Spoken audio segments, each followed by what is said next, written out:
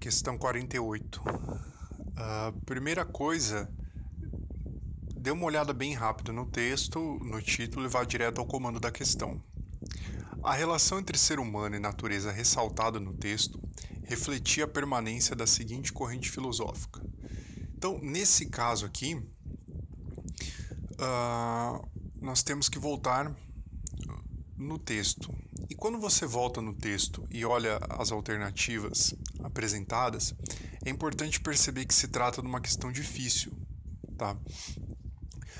No dia da prova, se você se deparar com uma questão difícil, pule ela, responde o resto das questões e, se sobrar tempo, você volta para tentar resolver essa questão.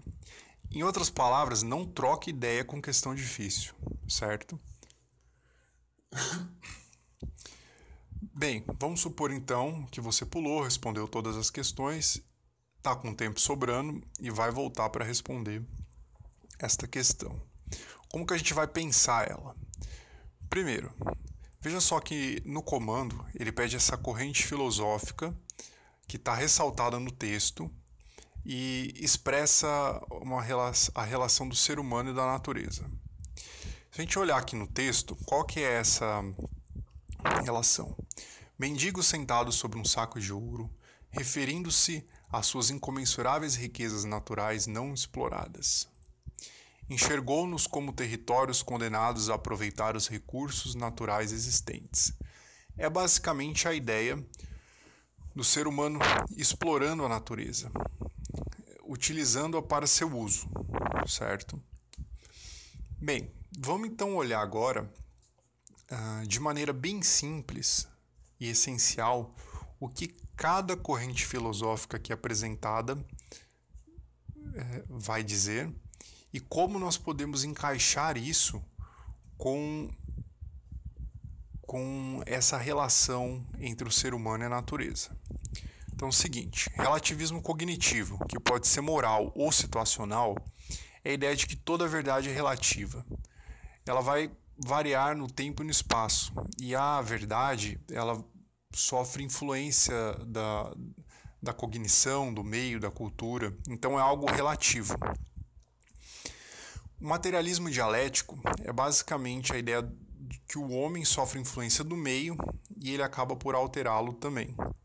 A matéria está em uma relação dialética com o psicológico e o social. Isso aqui é a teoria do Marx e do Engels, da dialética, da tese, antítese e síntese.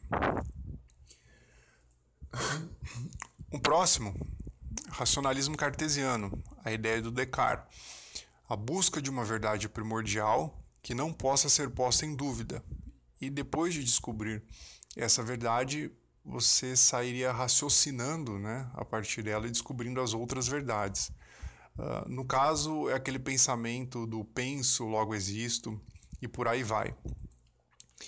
A quarta alternativa, a letra D, o pluralismo epistemológico, é a ideia de que há diversas maneiras de conhecimento, diversas formas de se chegar ao conhecimento.